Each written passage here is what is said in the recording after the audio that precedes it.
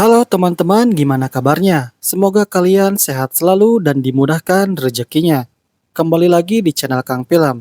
Kali ini saya akan membahas alur cerita film yang berjudul Tank for Stalin yang dirilis pada tahun 2018.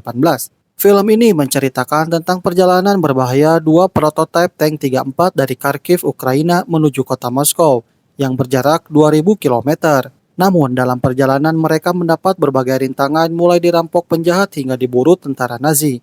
Tank 34 sebagai salah satu senjata andalan Uni Soviet untuk menghadapi pasukan Jerman dan sangat berpengaruh bagi kemenangan Uni Soviet di masa Perang Dunia Kedua. Tidak usah berlama-lama lagi, bagaimanakah kisah selanjutnya? Jangan skip video ini dan tonton videonya sampai selesai.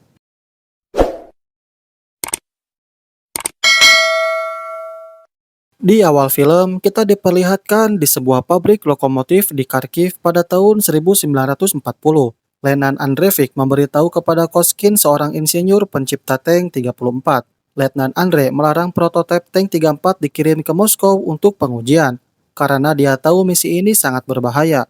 Tapi Koskin bersikeras untuk melakukan pengujian pada tanknya, karena selama ini dia telah bekerja sangat keras untuk menciptakan tank 34. Mereka mulai merencanakan rute dan ketersediaan bahan bakar serta waktu yang dibutuhkan untuk sampai ke Moskow. Karena pada tanggal 17 pemerintah Uni Soviet akan mengadakan parade militer yang akan dihadiri pemimpin Uni Soviet yaitu Joseph Stalin. Andre yang mengetahui hal itu sekali lagi memperingatkan Koskin bahwa departemennya tidak akan memberi izin tanpa adanya perintah dari atasan. Koskin kemudian menghubungi Zhukov untuk minta persetujuan atas rencananya tersebut. Zhukov pun menyetujuinya dengan catatan bahwa misi itu dilakukan secara rahasia dan tepat tanggal 17 harus sampai di Moskow. Letnan Andre akhirnya menyetujui dan akan mengawal tank 34 sampai ke Moskow. Tapi jika ada insiden maka dia berhak menghentikan misi ini. Mereka pun bersiap melakukan perjalanan. Kata Eva, seorang karyawan di pabrik itu memaksa untuk ikut. Namun Koskin melarangnya karena misi ini sangat berbahaya. Sementara di tempat lain, pihak Jerman yang mengetahui misi tersebut memerintahkan prajuritnya untuk mensabotase tank 34 di antara Kharkiv dan Moskow.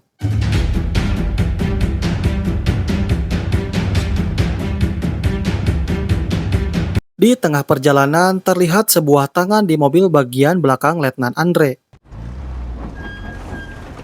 Setelah diperiksa, ternyata dia adalah Kataeva yang sedang memegang sebuah silinder yang katupnya telah bocor. Mengetahui hal itu, Letnan Andre sangat marah pada Kataeva yang diam-diam masuk dalam mobil dan ikut bersama mereka.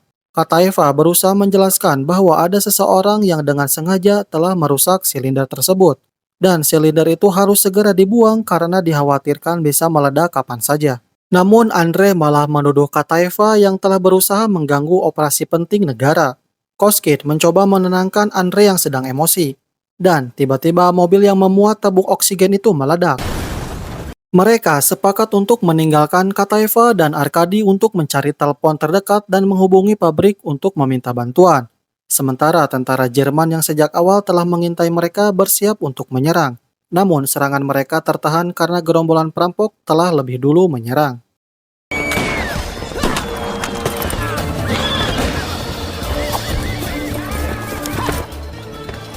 Di saat mereka berencana kabur ke dalam hutan, sayangnya Kataeva telah ditodong pistol oleh perampok dan mau tidak mau mereka pun harus menyerah.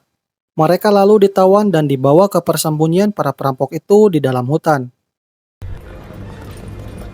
Ketua perampok itu adalah Batia. Batia marah besar pada anak buahnya karena yang telah mereka bawa bukanlah traktor melainkan sebuah tank. Batia sangat khawatir kalau tentara Uni Soviet akan datang untuk menghabisi kelompoknya. Sementara Koskin dan Andre yang sedang ditawan mereka berencana kabur. Karena mungkin saja perampok itu akan membunuh mereka. Kemudian seorang tentara Jerman menemui Batia. Dia ingin tank itu diserahkan kepadanya dengan imbalan sejumlah uang.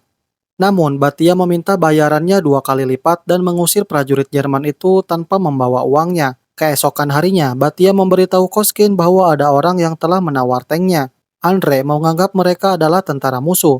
Dan tiba-tiba tentara Jerman menghujani tembakan ke markas Batia.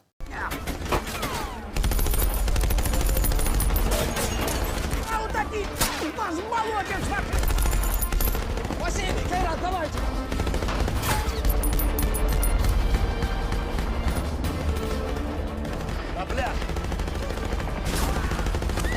Beruntungnya, mereka berhasil menyelamatkan diri dan masuk ke dalam tank lalu melepas sebuah tembakan ke tentara Jerman itu berada.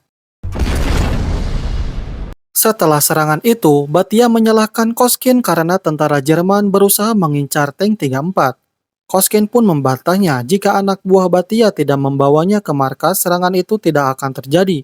Mengetahui tangki bahan bakar telah bocor, Batia memberi bantuan solar pada Koskin agar bisa melanjutkan perjalanan.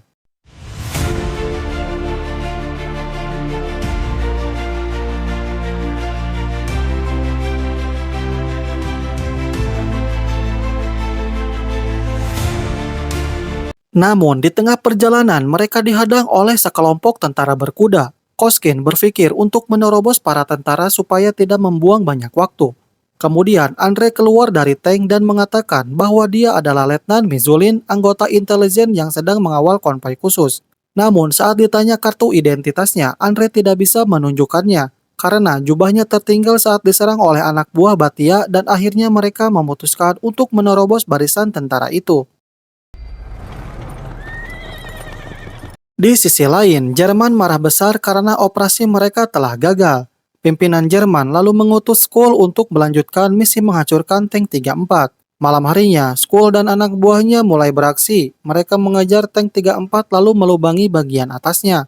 Ketika mereka sedang melakukan pekerjaannya, tiba-tiba tentara Uni Soviet menghadang dengan senjata anti-tank.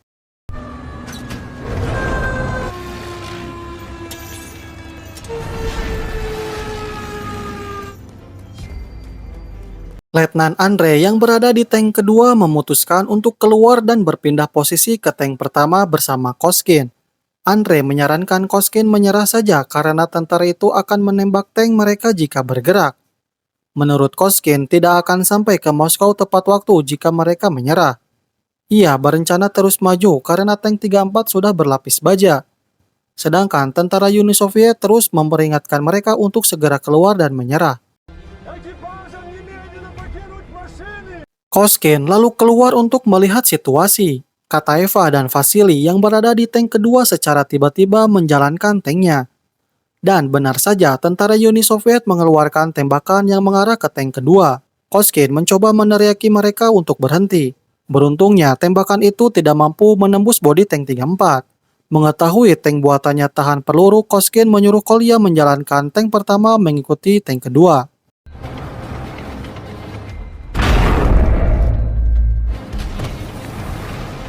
Setelah ditembaki oleh tentara merah Uni Soviet, kedua tank itu terus melaju memasuki hutan sambil terus dihujani tembakan oleh senjata anti-tank. Komandan Uni Soviet sangat terkejut melihat senjatanya tidak mampu menghancurkan tank 34. Besok paginya, mereka berencana melanjutkan perjalanan dan menghindari jalan raya, karena mungkin saja mereka akan kembali dihadang oleh tentara Uni Soviet. Mereka pun terus melanjutkan perjalanan.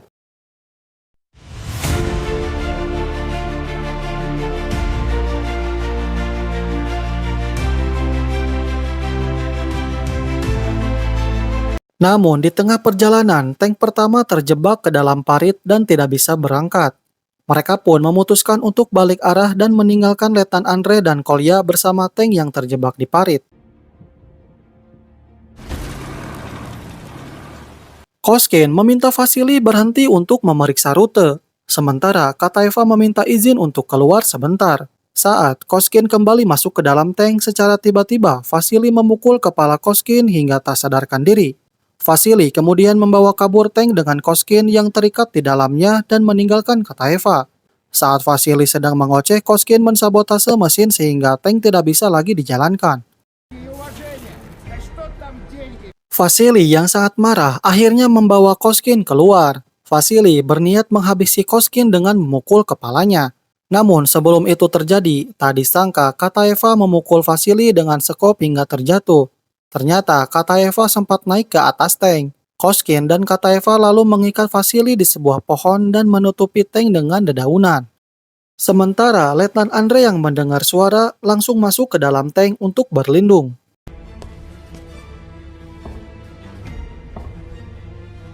Pada tanggal 17, acara parade sudah dimulai. Joseph Stalin bersama para jenderalnya melihat beberapa kendaraan perang.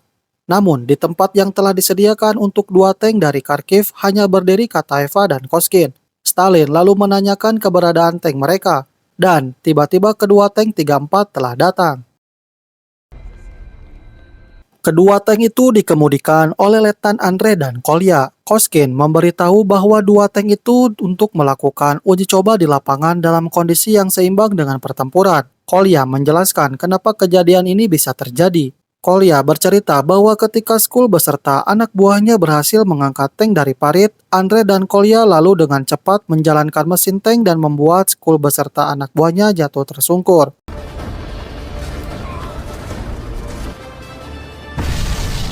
Mereka telah melakukan perjalanan dari Kharkiv ke Moskow dengan susah payah dan tidak mudah. Mereka menunjukkan kinerja yang baik di medan pertempuran. Terlihat wajah bahagia menghiasi mereka yang telah sukses atas misi rahasianya dan berhasil menempuh perjalanan dengan berbagai rintangan. Tank 34 pertama kali diproduksi di kota Kharkiv, Ukraina, serta menjadi satu-satunya tank andalan tentara Uni Soviet selama Perang Dunia Kedua. Dan tank 34 juga telah diproduksi lebih dari 80.000 unit dan dipersiapkan juga untuk mengalahkan para tank-tank Jerman. Dan film pun selesai.